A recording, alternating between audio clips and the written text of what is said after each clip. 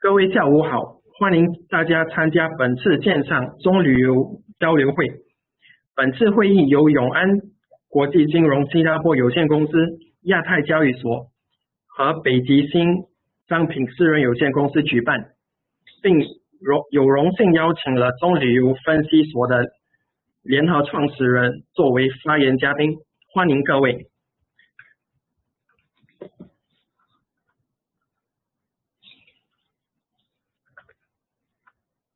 接下来我们将带你深入的了解永安新加坡以及永安期货。永安期货位于1997年在浙江省成立，并在当时注册资金1000万人民币，而在2002年全短5年的时间，我们的注册资金增加到了8000万的人民币，而在2006年，永安迈出了境外市场的第一步，我们设立了中国新永安期货有限公司香港。又在2015年，永安挂牌新版，股票代码是833840，并且完成了首轮的融资。我们当时的注册资金增加到了13.1亿人民币。而在2018年，永安国际金融新加坡有限公司诞生了。永安国际金融新加坡私人有限公司，简称永安新加坡，于2018年6月4日成立，并在2019年第一季度从新加坡金融管理局获取了资本市场许可证。随后我们又成为了新交所的交易会员和亚太交易所的全面清算会员。永安新加坡作为新永安国际金融控股的全资子公司，也是永安期货进一步扩展了国际业务，开展于东南亚等一带一路沿线企业合作的桥头堡。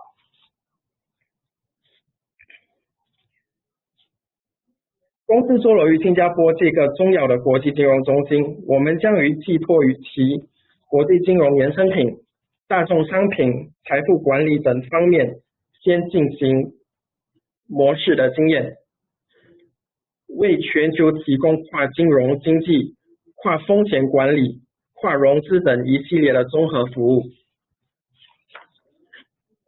永安新加坡提供环球衍生品服务，产品涵盖了众多交易所上市的金融以及商品及期货、期权等。同时，我们也将国际投资者带进入中国市场。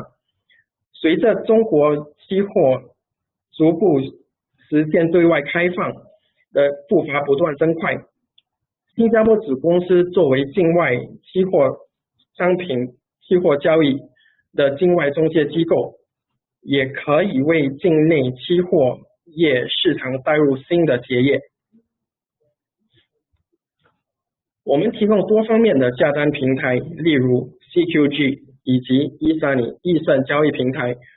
如果你想用自己的交易平台，也可以通过 API 连接到我们的下单平台。对，欢迎各位来了解我们永安，与我们在更多领域开展更深层次的合作。谢谢。接下来让我们请Sathia博士，中旅游分析所的创始者和联合创始人，为我们分享中旅游动态以及后期展望。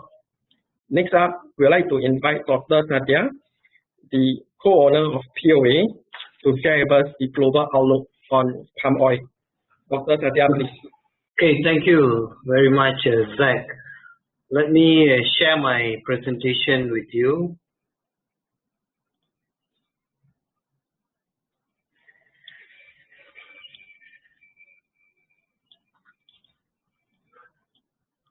Okay, you can see my slides.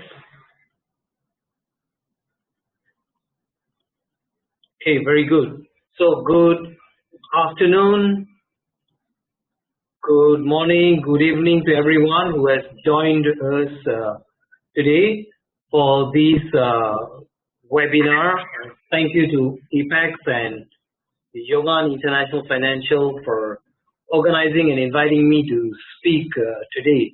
So I will speak very briefly on the palm and laurix oil market outlook, what has happened in the last 7 months, and then what can we expect in September, October, November, December in terms of prices, and some comments on what is going to happen or the main factors to look out for in the first quarter of next year. So I will speak, and then we also have the slides in Mandarin, which Rebecca will translate. So I will let Rebecca introduce herself and just give some welcoming remarks. 大家下午好，感谢大家的参与。接下来将由东旅游分析公司的联合创始人Sathia博士为我们带来主题为东旅游和月桂油行情的分析和展望的演讲。演讲的形式为中英双语。Okay, so the first thing I want to say is that so who are we? We are publishers, so we are not traders, we are not buyers, we are not a plantation. We are publishers of palm oil news, price, and data. We publish 2 newsletters every day. We hold prices of palm and laurix, some prices going back to 30 years. We have subscribers all around the world, and you can follow me on LinkedIn, on Twitter, or you can email me if you want to receive a free trial of the newsletter. You can also message me on WeChat or on WhatsApp, so that I'm very happy to share information, and you can get some charts, some data that you want. So I encourage you to follow me on Twitter, email me for a free trial, or message me on WhatsApp. 新加坡东旅游分析公司是一家提供东旅游资讯、价格和数据的信息平台。公司愿景是致力于成为全球大宗商品市场的东旅游资讯、价格、数据和分析的主要提供商。它每日也为订阅客户提供2份市场研究报告，数据库涵盖近30年的历史价格，订阅客户遍及全球。屏幕的上方是 Dr. Sathia 的这个联系方式，大家也会在演讲结束的最后一页看到，欢迎大家添加。So what is happening in the palm market is very, very interesting now because prices are going up very fast, and the big question we have in our mind is, can prices reach 2,900 ringgit? On the Bursa Malaysia, can prices reach $750 on the APEX most active contract for CPF, crude palm oil? So that's the big question people have in their mind. Or have we reached the peak already? Are we going to see a massive correction quickly? So these are some of the questions I just want to bring up and discuss. So let's look at the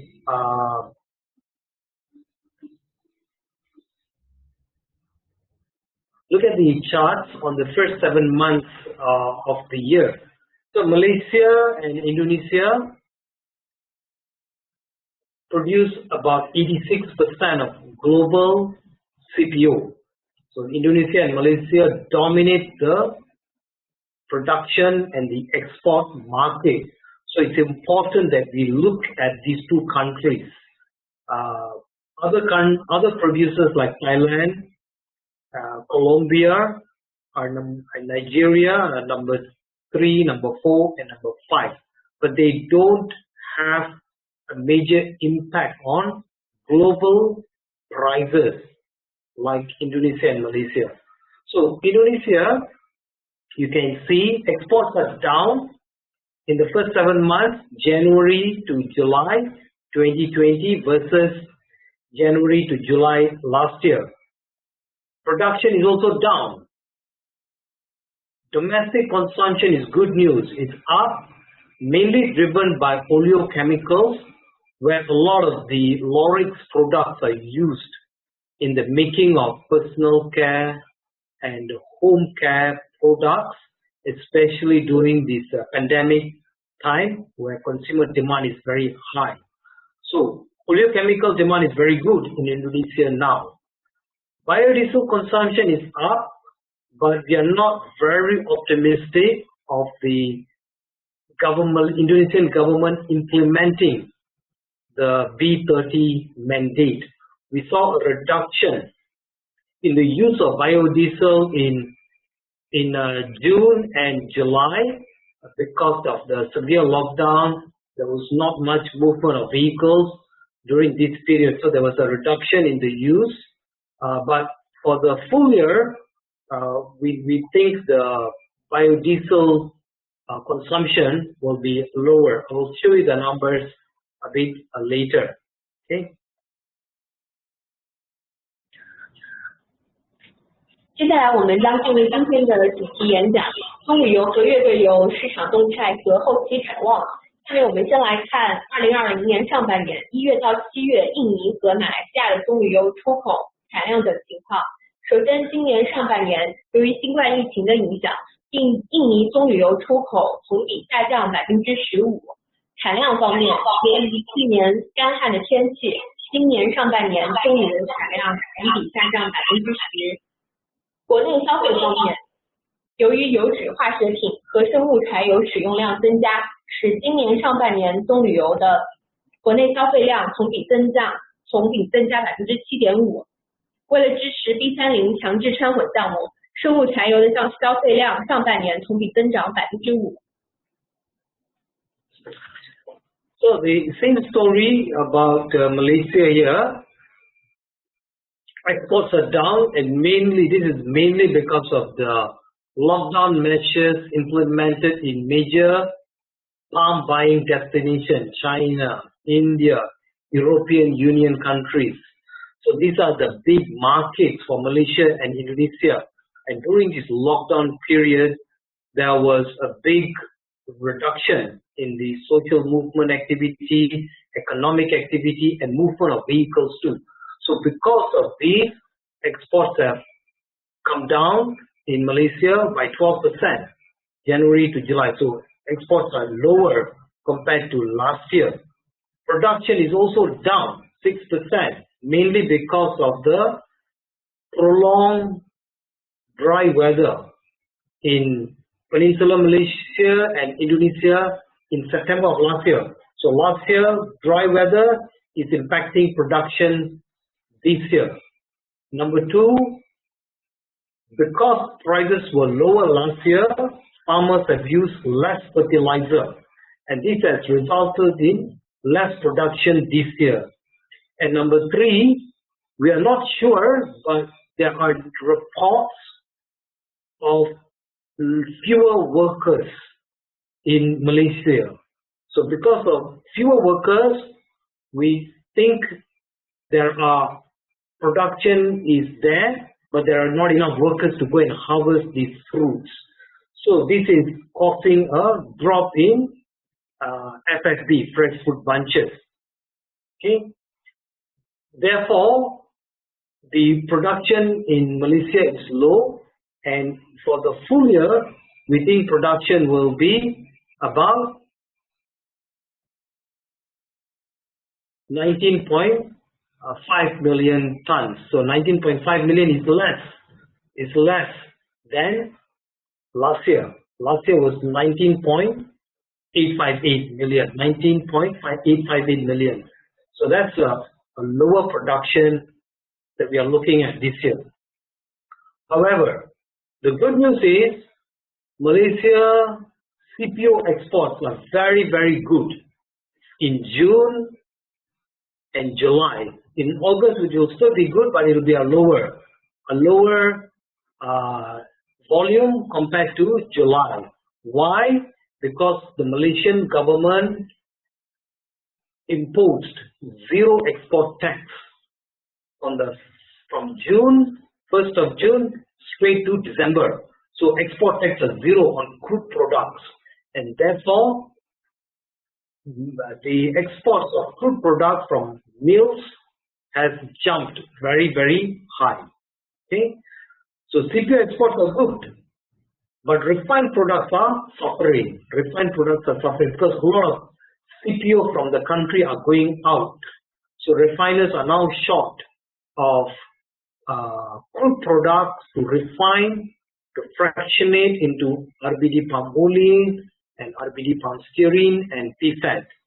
So that's why the domestic Malaysian market is short of crude products. Okay, domestic consumption in Malaysia is low. So in contrast to Indonesia, we saw Indonesian domestic consumption was increasing, but in Malaysia it's lower because people are just spending less money. People are spending less money, and again because of due to the lockdown measures, there are fewer sales from the supermarkets and retail hypermarkets. So that's the scenario in Malaysia for now. 接下来我们来看马来西亚的棕榈油产量和出口情况。由于新冠疫情的影响以及对印度的出口减少，今年一季度出口同比下降12%。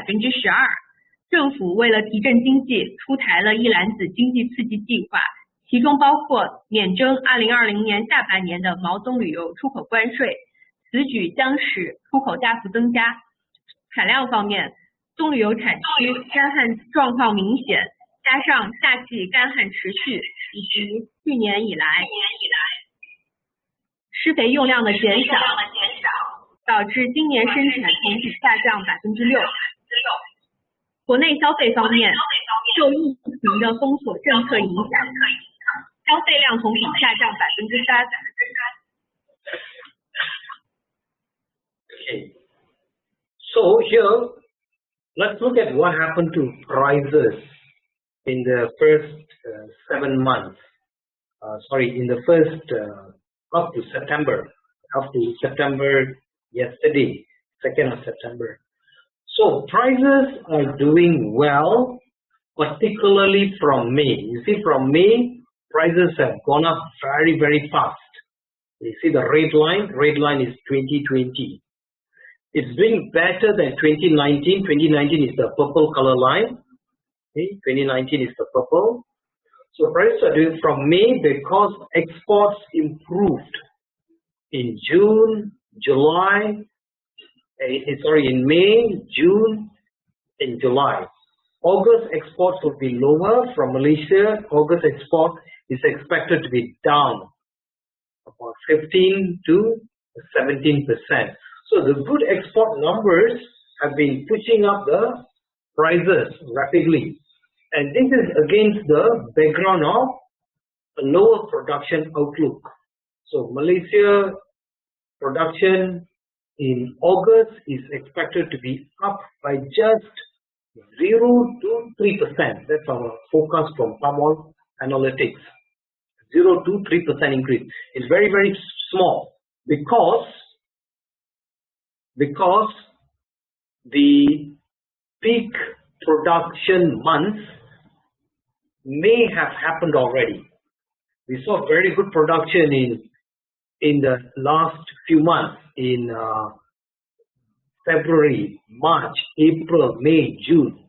Very good production except for May. May production was down by 1%, but the rest of the month's production was up. And now August production may be slowing down. Malaysia's peak production should be August, September and October.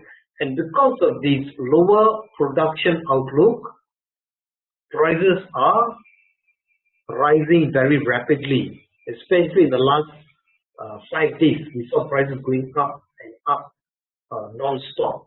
So for the full year, we think the average CPO futures active month should be between 2,400 to 2,500 ringgit per ton. Okay. So the other thing you can see from this chart is that prices in 2020 is at the highest in the last 3 years. If you compare to 2018, 2019, 2020 is better. So that means plantations will book better and healthy revenue compared to the same time last year, and also compared to the previous quarter. If you look at April, May, June, and then July, August, September, it's just better and better. So July, August, September will be better than April, May, June. Q3 will be better than Q2 for plantations. Remember, plantations, refiners may not do so well. As I say, refiners are short of these products. Exports of CPO is better than olein or stearin. So plantations that are integrated, that means they have a plantation, they have a mill, they have a refinery. So they have all these like Wilmar, Slimdabi, Feldas. These kind of companies will do very well because prices are doing well in the third quarter. 我们来看马来西亚毛东旅游期货价格走势，与过去3年相比，2020年价格达3年里同期最高值。20年5月以来，棕榈油需求支撑走强，期货价格呈现利好趋势。总体上，20年马来西亚毛东旅游期货平均价格预计在2400到2500令吉。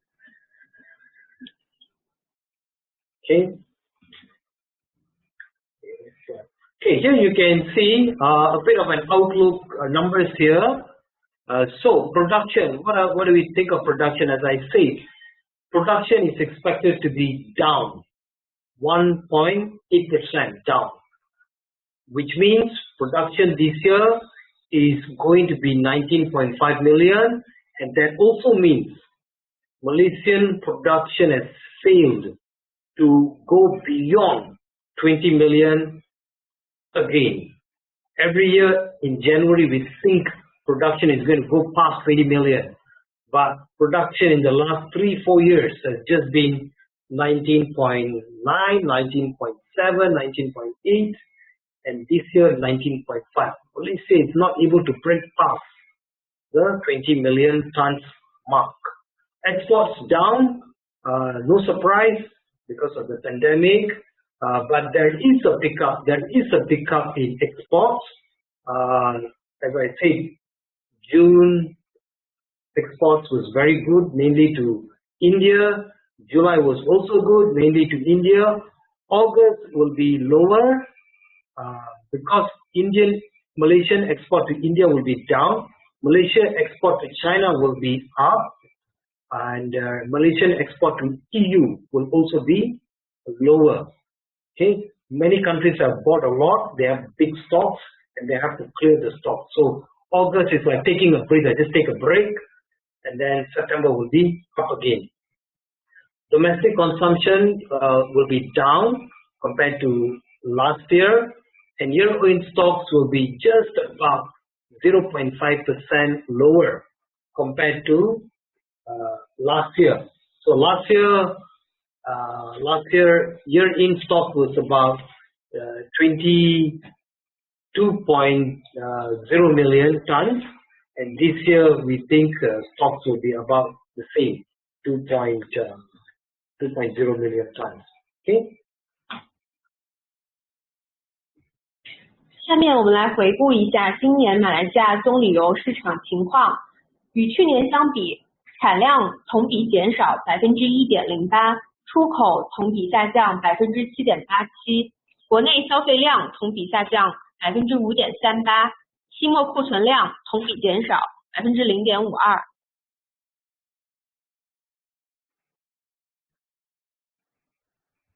Okay, same thing again for Indonesia. So the outlook for Indonesia is production is same, no changes, 46 million tons. Everybody has different number for Indonesia because Indonesian data is always unreliable sometimes. Sometimes we get the data, sometimes we don't get the data. But what matters is we have a number and we use that same number with some revision. Okay, so we think Indonesian production is 46 million tons in 2020, same, no changes to last year. Exports will be down 17%, again, mainly because Indonesia lost some market share in India. Malaysia exported more CPO, so Indonesia was a bit out of that game. Domestic consumption will also be lower, mainly because of lower biodiesel use in the country. And year-end stocks will be the biggest change. We think Indonesia year-end stocks will be lower by 13%. So 4 million tons to 4 million tons. Last year, December, Indonesian stocks were set 4.6 million tons. So this year's stocks are lower because of production is unchanged. Okay. 今年印尼棕榈油市场情况与去年同期相比，产量未变，出口量同比下降17%，国内消费同比上升4.5%，期末库存量同比下降13%，在400万吨左右，而去年数字在460万吨左右。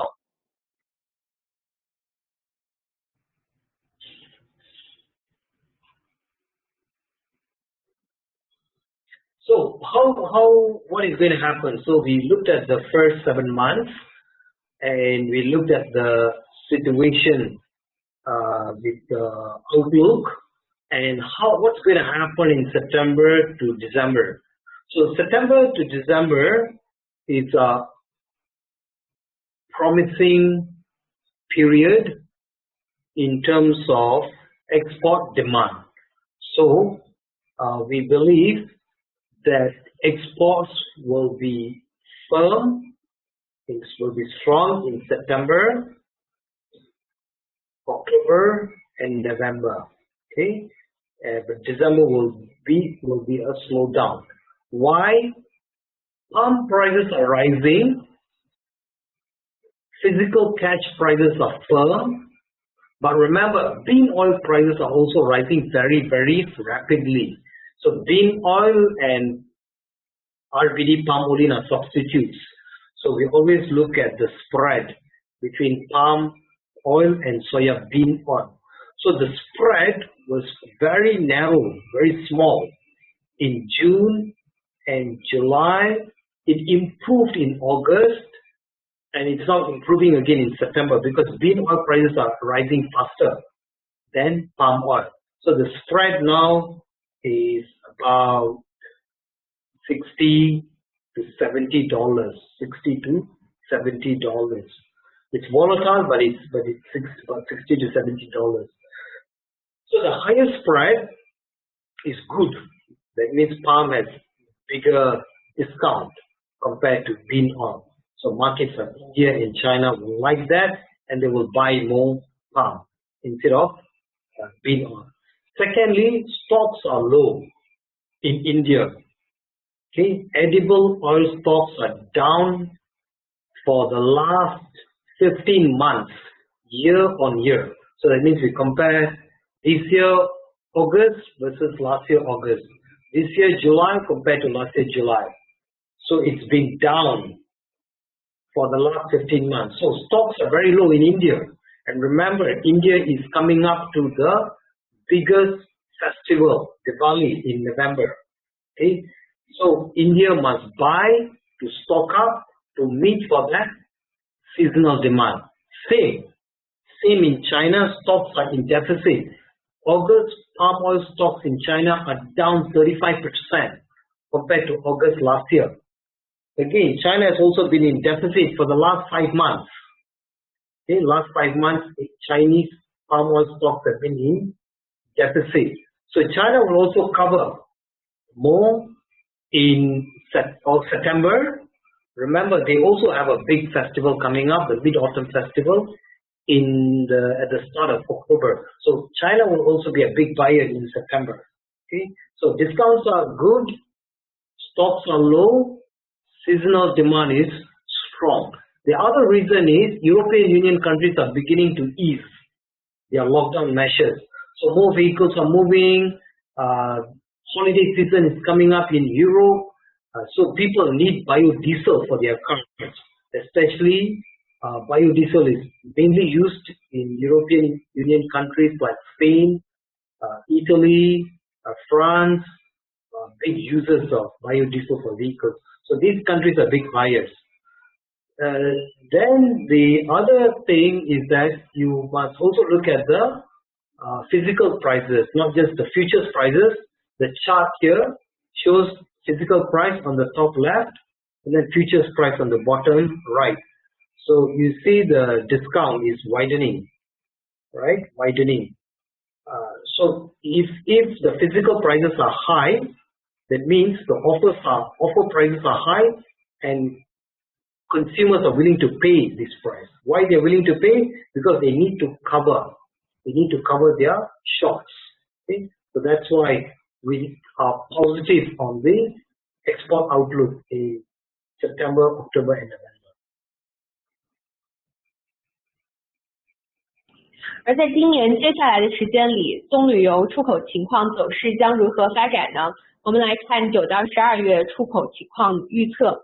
现货市场方面，受毛棕榈油期货价格低迷的打压，巴西豆油价格上升，和金棕榈油下滑 2.5 美元。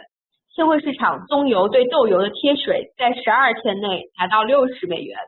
期货市场方面，毛棕榈油期货连跌3日后，使得豆油在期货市场的价差拉至80美元，达7周以来的最高值，而在2周前，价差则缩小至20到30美元。总体上，棕榈油和豆油的现货和期货市场的价差将从6月到7月的低位基础上回升，棕油现货价格将保持在高位，而期货价格将面临较大波动，现货价格的变化也将在11到12月份回落。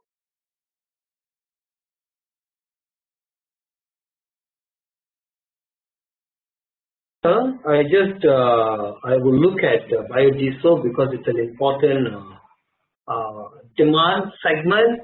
All biodiesel demand are driven by government policies. So if there is no government policy, there will be no biodiesel demand, especially now because the spread, the difference between palm oil and gas oil is another name for diesel, is about $300. Big difference.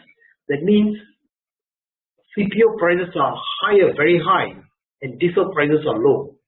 Okay, so the spread is very big, $300 this week when CPO prices went up very rapidly. So that means governments that have biodiesel mandate must subsidize. If they want the biodiesel to work, they must subsidize the blenders, they must subsidize the biodiesel producers to make it happen. So the country with the most ambitious biodiesel plan is Indonesia. Indonesia started from B10, B20, and now they are on B30. Okay, they are on B30. But the problem is that the spread is so wide, and they need money to finance this. does the Indonesian government have enough funds to finance? They have, but it's running out. The funds are going down rapidly. So the government has decided to change the biodiesel levy. The levy is used for funding the subsidy, funding the biodiesel program. So this week,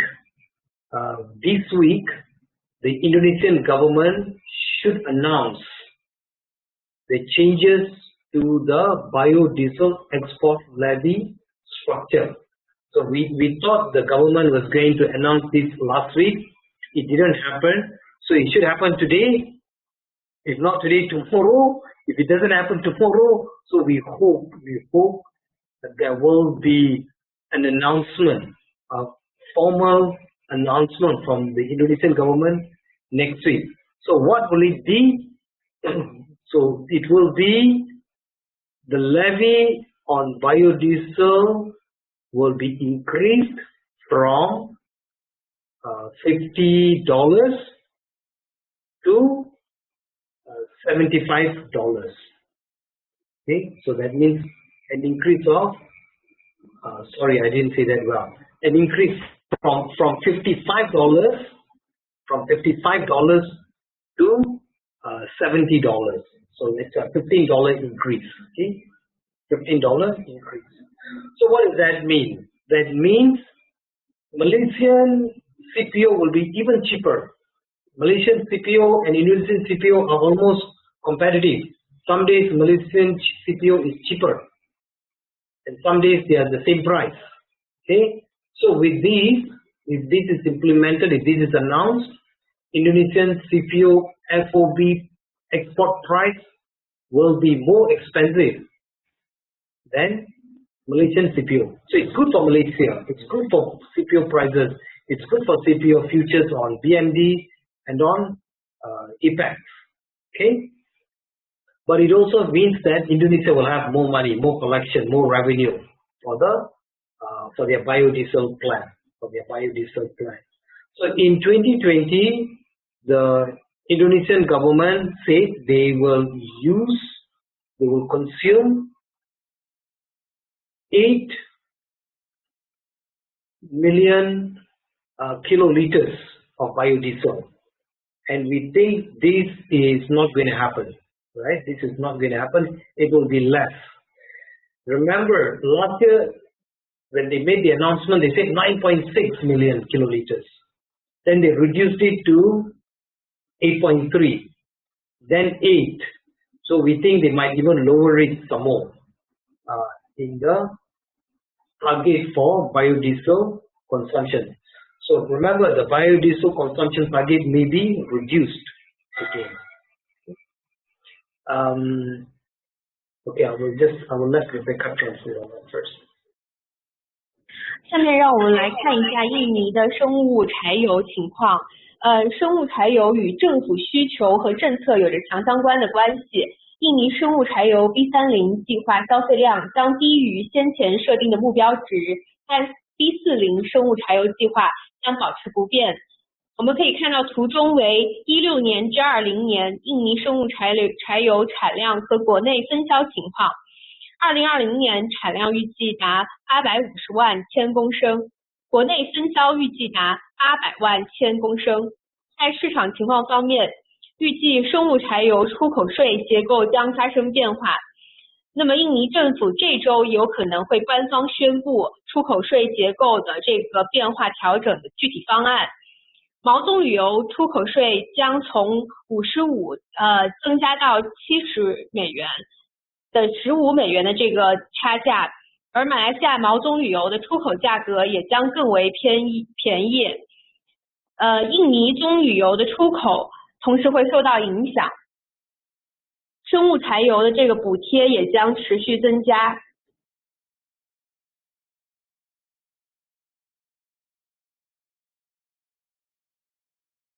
So here, I just want to move to lauric oil.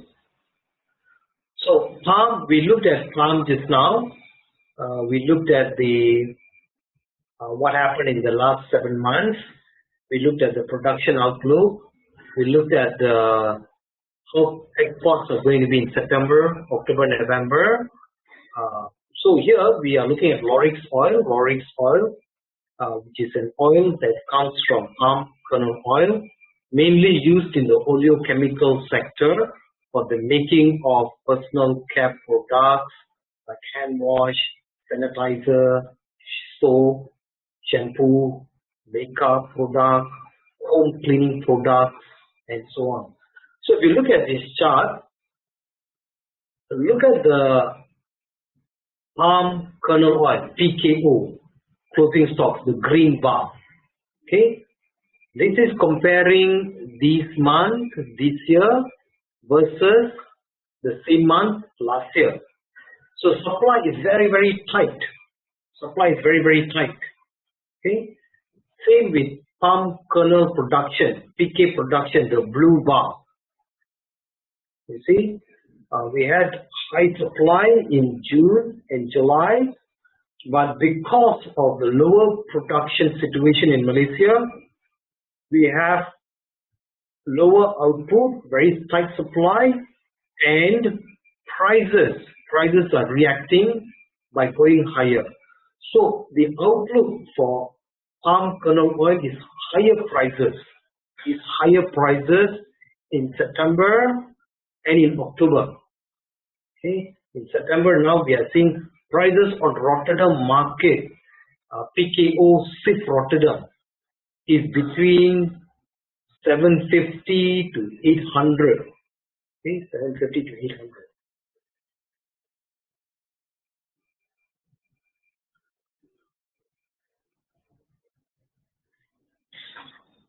刚才介绍了棕榈油的情况之后，接下来我们来看月桂油的价格走势分析。我们可以看到图中是用马来西亚棕榈仁油产量及库存的差异和毛棕仁油的月平均价格作为比较。值得关注的是，由于供应不足，特别是在6月和7月，马来西亚毛棕仁油价格将会上升，而产量增加缓慢、库存不足和椰油价格的上涨，也可能使毛棕仁油价格在9到10月份呈上升趋势。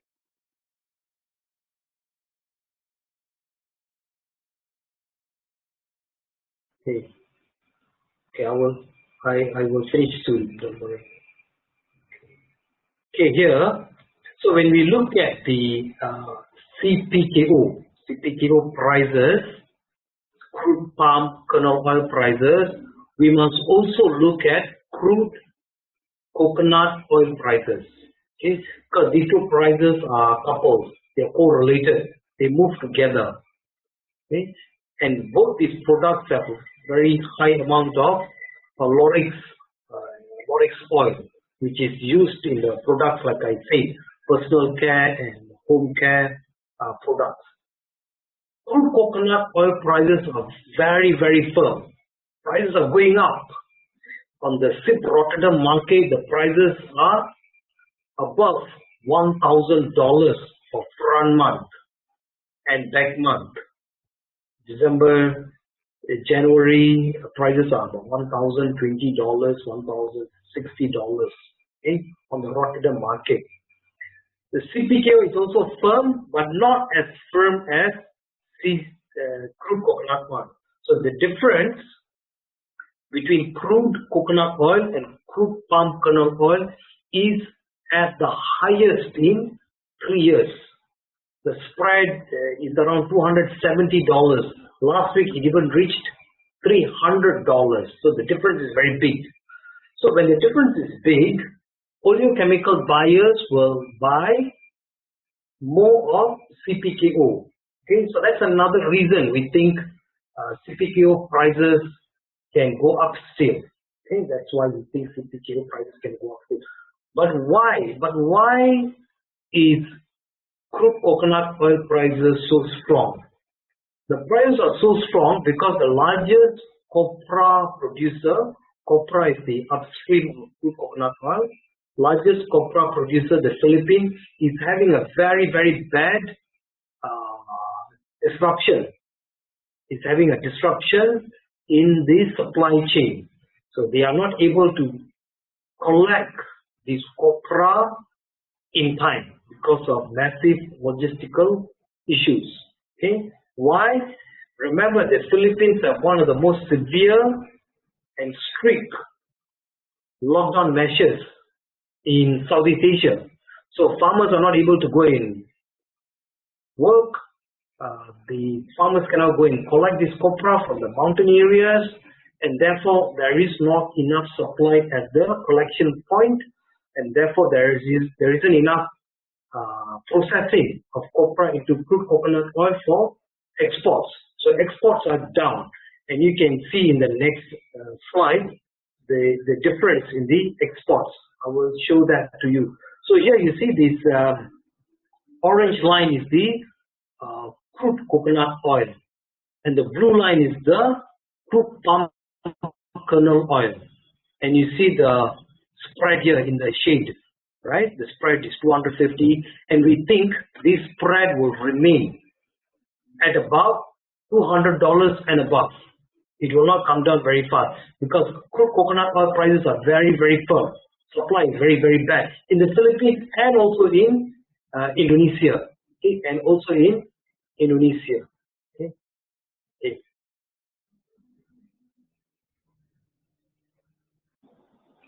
我们来看毛椰油和毛棕仁油价差。图中为毛椰油和毛棕仁油 CIF 路特单涨价格的价差比较。毛椰油与毛棕仁油价差在8月将扩大到$258，这将达到近3年的最高值。由于菲律宾的供应中断，毛椰油价格上涨较快，而毛棕仁油价格上涨较慢。预计到今年年底，毛椰油与毛棕仁油价差将保持在$200及以上。Okay, thank you. Okay.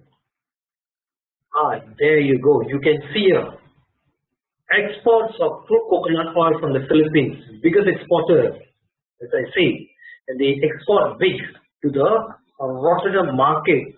The exports are down 34% from January to August 2020 versus January to August 2019. So down 34%.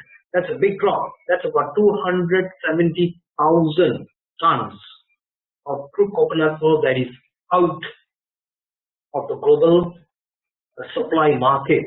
So that is why the Sept Rotterdam crude coconut oil prices are above $1,000 a ton. We have not seen such a high price for a very long time.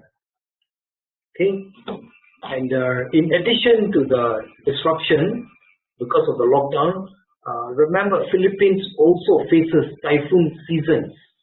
Typhoon is every year.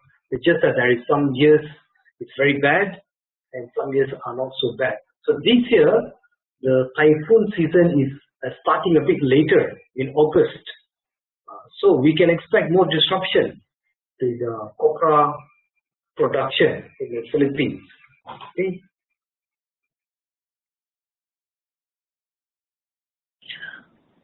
接下来我们看一下毛椰油的供应。从图中可以看到，在2020年1月到8月，毛椰油供应量比去年同期减少，这也将导致价格上涨。菲律宾的椰油出口方面，由于菲律宾疫情情况严重和8月的台风情况，这将导致椰干的采集减少，进而导致菲律宾在20年的出口量整体呈下降趋势。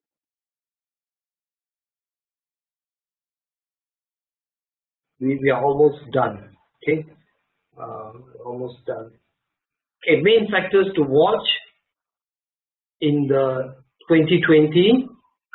Remember the virus, coronavirus, is still uncertain. We still do not know when it will end.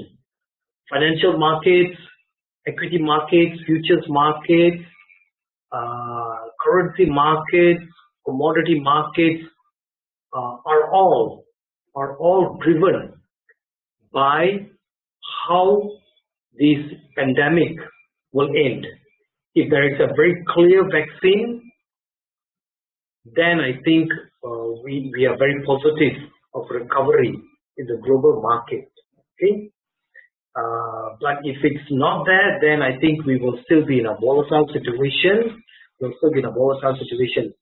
good thing about palm is that palm oil is mainly used for edible sector, and then only about 20%, 30% used in biodiesel. So because food is an essential item, so palm oil will still remain relevant. Palm oil will still remain, demand will still be strong. Just that demand might go through a bit of a seasonal, but it will still be strong. Okay, we are looking at a lower production for 2020, but 2021 first quarter production should see a pickup. So first quarter 2021 production should be better than the first quarter 2020. Why? Because we had very good weather in Malaysia and in Indonesia. Okay, remember we have rains in Singapore and every day almost. Okay, and Johor is not very far from here, and palm needs a lot of rain. Palm trees can be without rain, but not for more than 2 months. So we expect a good production, a delayed production in the first quarter. US soybean production is looking very promising. So we can expect the soybean production to be strong in 2020-2021 marketing year. But China is a big buyer now. China has been buying for almost 9 weeks non-stop from US, right? The last report was China booked 480,000 tons of soybeans from the US. Okay, so this is the phase 1 of the US-China deal. That looks like they may not fulfill it, but it's happening. They've not completely, they completely did not abandon it. It's still on. The number 4, we have to look at the Malaysian government position on the export tax. Will they keep the export tax in January? When it expires, December 31st is the last day. If Malaysian government keeps the zero export tax on crude products, then Malaysian CPO exports will benefit, refiners will continue to suffer, olein prices will be high, stearin prices will be high. Okay, the refiners are already not happy now in Malaysia because they are paying very high price for crude palm oil. You buy crude and then you fractionate into the refined product. So number 5, Malaysia and Indonesia CPO prices are very competitive now. Increasing number of international buyers are looking at Malaysian CPO. Okay, looking at Malaysian CPO because it's most of the time it's cheaper, and people also have this perception that Malaysian CPO is better quality. Number 6, biodiesel. Indonesia is clear. They are very strong and ambitious in wanting to implement B30 and B40 next year. Okay, Indonesia wants to do that. They're revising their levy collection. They want to increase their funds. But Malaysia is still not clear. They have announced B20, but there is no funding mechanism in place. We do not know how the Malaysian government will finance the biodiesel. Okay, but say that the Malaysian government thinks June 2021, all the vehicles in Malaysia, diesel vehicles, will be using B20 biodiesel. Okay, they are very optimistic. Okay, number 7 and 8, I already talked about number 7. Number 8, food price inflation. We can expect food prices to go up because of strong vegetable oil prices in the market. So these are the main factors to watch out in 2021. But there's a lot of things we do not know yet. We do not know how things are going to work out in the United States. Who will be the next president? Will there be any changes to the trade policy between the United States and China? How will the United States engage with Southeast Asia? We do not know all that yet. But so far, these are the main factors that we need to look at. These are swing factors, if you like. Okay. 通过之前的总结和分析，萨卡博士提示我们在明年需要重点观望以下8个因素。第一是关注新冠肺炎疫情带来的演变不确定性和经济的脆弱性。第二点是棕榈油的产量预期会下降，但是他预测在2021年的第一季度，因为良好的天气，印尼和马来的这个产量会上升。第三点是关注美豆的产量，特别是作为最大的买家中国进口的情况。第四点是马来西亚出口零关税政策。第五点关注印尼和马来西亚毛棕榈油价格。第六点是生物柴油的持续性和透明度。印尼的情况是非常透明 ，B40 的计划是很透明的，而马来西亚120计划政府的这个举措仍就有待明朗。第七点是中美贸易战导致中美两国政治关系紧张，具体走向如何，目前不能够预测。第八点是关注食品价格的通货膨胀。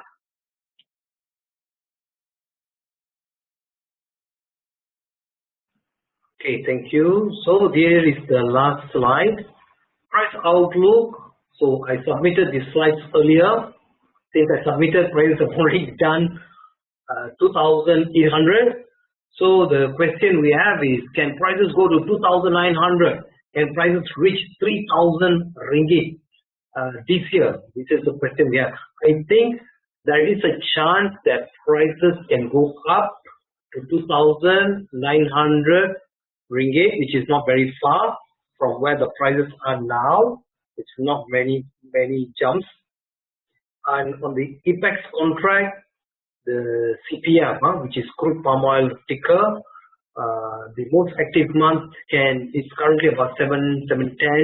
It can go up to 725, even 730. So I'm bullish on prices. Prices have some way to go still, okay, because of lower production situation. But prices will ease. Prices will be coming down in about 2006 to 2007 in November and December. So not very low because our stocks are still stocks are about 2 million tons, as I say, 2 million tons.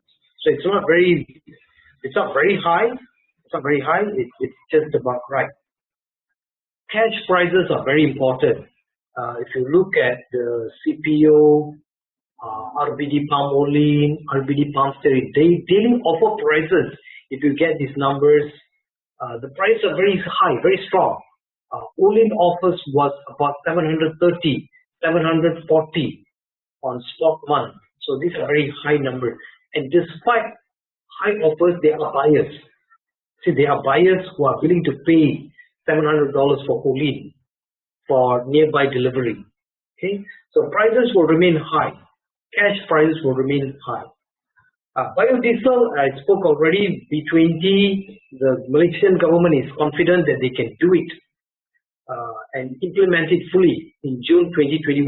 I'm not so confident because, as I say, not clear how the biodiesel blenders are going to do it, because there's a big price difference between CPO and diesel. You must pay them incentive to do it. If you don't pay them incentive, they're losing money. Why will they buy expensive CPO and cheap diesel to blend? Okay. And then finally, I also said about the Indonesian biodiesel. Indonesia has great ambition. They want to do it. They want to fulfill their B30. I think it will be lower than the target that they have announced. And Indonesia is also positive about B40 next year. And when they start B40, I think it will be very, very supportive for prices next year. Okay. 沙特亚博士也对棕榈油的价格趋势进行了预判。马来西亚毛棕榈油期货在9月到10月将维持在2600到2700令吉，约为620到650美元。如果产量下降，价格可能重回2800令吉，而最高的价格将在2009令吉。亚太交易所毛棕榈油期货合约 CPF 在9到10月的价格约为725美元。马来西亚毛棕榈油在11到12月的价格将会小幅下降，大约为2600到2700令吉，而棕榈油现货价格将持续走高，精炼棕榈油近月合约价格将在700美元。受制于资金方面的不确定性，马来西亚生物柴油 B20 计划的执行存疑。虽然政府对此计划保有信心，可是Dr. Sathia 教授刚才在演讲中也提到了，他对此这个政府的信心存在一定的疑惑，因为马来西亚毛棕榈油和生物柴油的这个价差关系，最后是印尼生物柴油 B30 计划的预期将低于之前政府宣称的目标830万千升。Okay, thank you, Rebecca. So thank you everyone for your attention. Here are my details. Please get in touch with me if you have any questions. Thank you.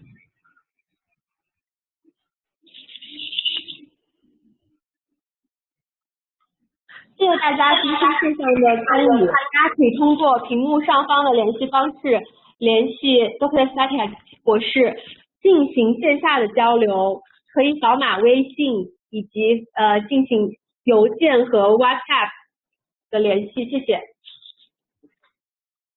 Thank you, Dr. Sathia。也感谢沙特亚博士与我们分享，也与我们分析他对棕榈油的展望。接下来，让我们有请 Robin 亚太交易所商品事业部主管为我们介绍亚太交易所原棕油的简介。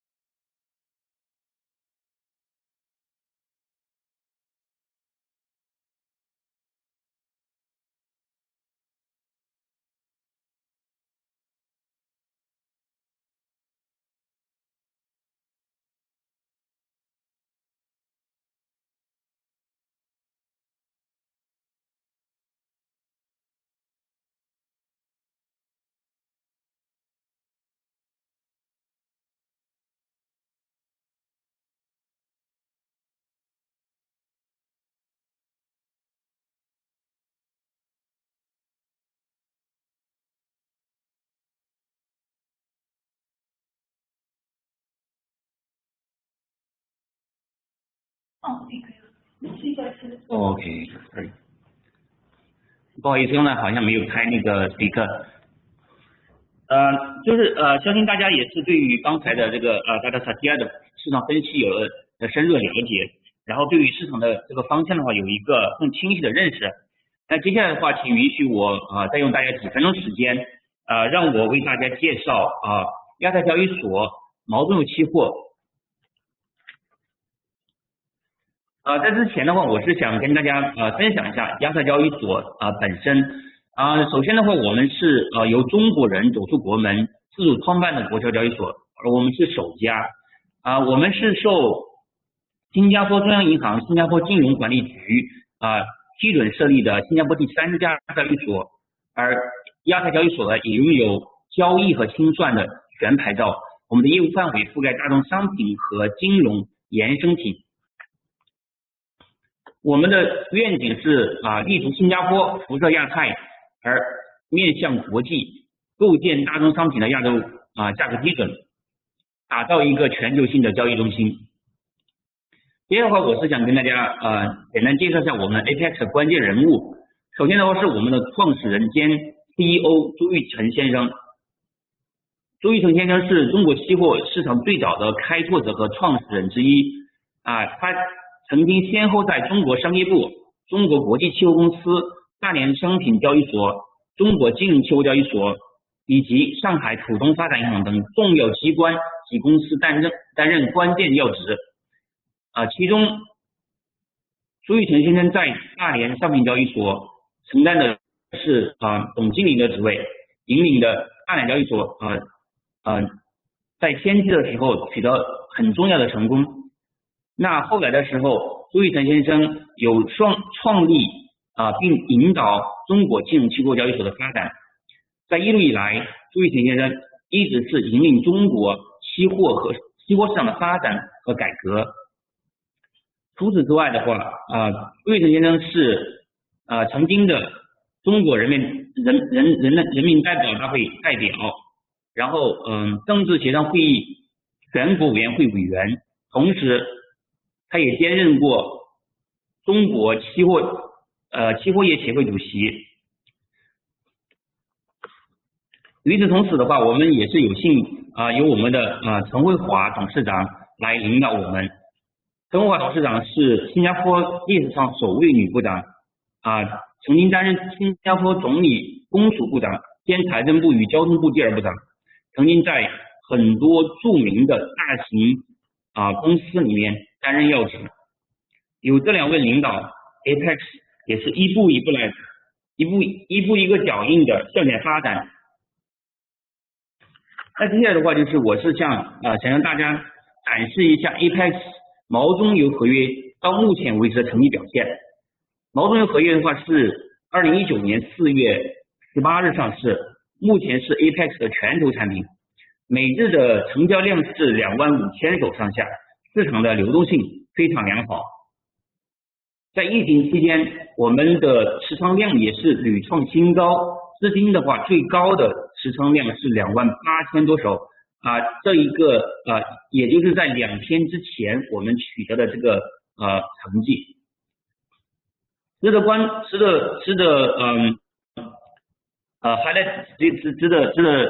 介绍给大家的是Apex 毛中油合约的话，对于其他主要中油合约的相关性是非常高的。大家请看这个表格 ，Apex 毛中油价格和马谈毛中油价格，它的相关性能达到 0.99， 这是一个非常接近1的一个数字。那其中原因的话也是很简单，其一的话就是两个合约的标的物都是毛中油，另外就是它们都是反映的是产地信息。那不同的地方包括马谈毛中油的话是马来西亚本地合约，它以本地交割为最终交割方式，同时以马币计价和结算。相对于 Apex 毛中油，其覆盖的市场既不只是马来，也覆盖印尼市场。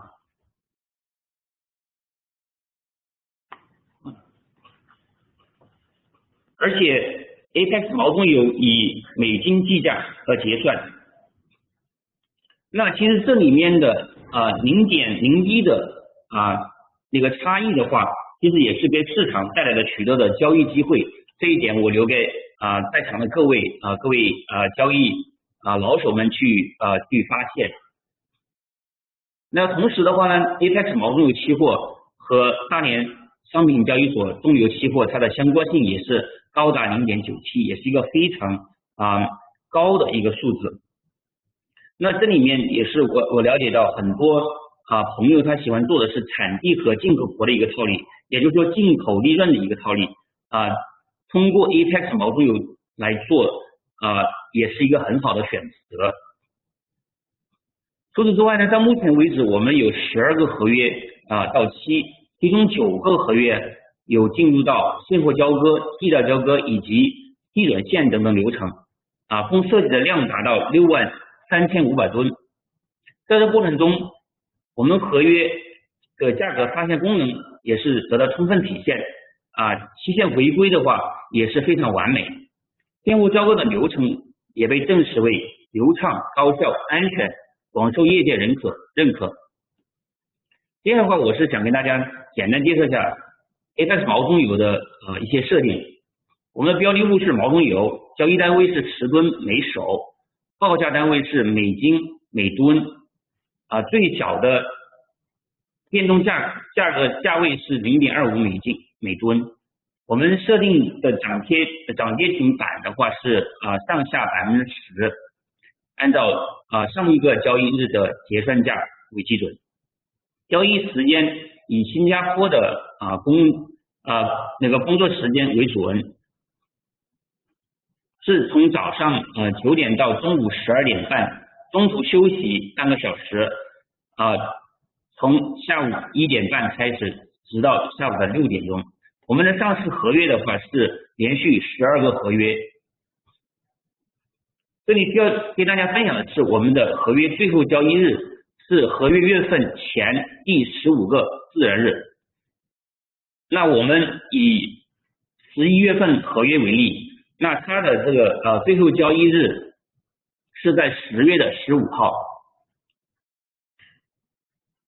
交割方式 ，Apex 毛中油以在批准交割港口以 FOB 规则进行实物交割接下来的话是这个批准的交割港口就包括巴生港巴西古当，这是马来西亚的两个港口。同时的话，在马六甲海峡另外一边，我们有设立杜麦港、乌拉湾和巴旦港。那接下来我是想简单分析就是说 Apex 毛中油合约的特点以及优势。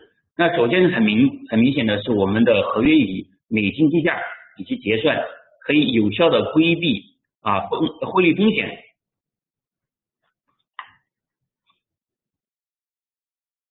其二的话是我们的合约以马六甲海峡两岸的主要中旅游出口港作为定价基准，市场发现的价格是代表的产地市场。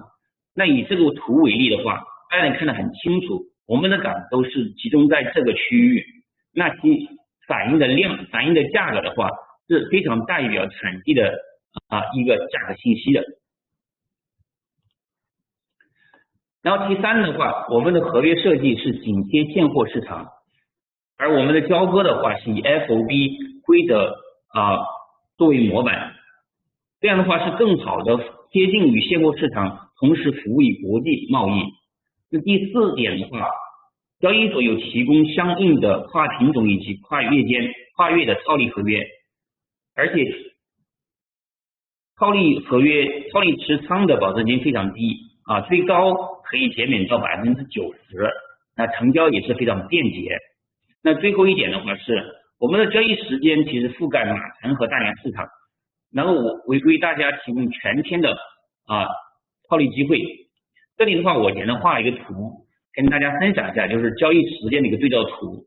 那么能看到的是，大方所和马盘的两只中旅游合约，它们的相重叠的时间只有1.5个小时每天，而 Apex 的合约的话是全方位的对接大方所和马盘的交易时间的，所以 Apex 毛中油合约的话能为大家提供全天候的套利机会的。然后接下来的话就是跟大家分享一下，就在这些地方各位能够获取 Apex 合约的行情信息。据不完全统计，我们有以下9个方向可以拿到可以获取相关的行情信息。那这里面我想跟大家要提醒的就是它的意思就是我们 Apex 有提供相应的移动应用APP， 这样的话大家可以扫描以下的2维码进行下载。当然，如果各位对 Apex 毛中油合约感兴趣的话，可以随时咨询我们的永安期货新加坡，他们是 Apex 8大会员之一。我相信大家在注册这个 Seminar 的时候，黄金交易会的时候，也是收到相应的一些在交易费用啊，还有就是其他方面的一些优惠政策。这一点的话，请及时跟永安期货方面的那个相关负责人进行沟通。好，谢谢大家，这就是我想跟大家分享的。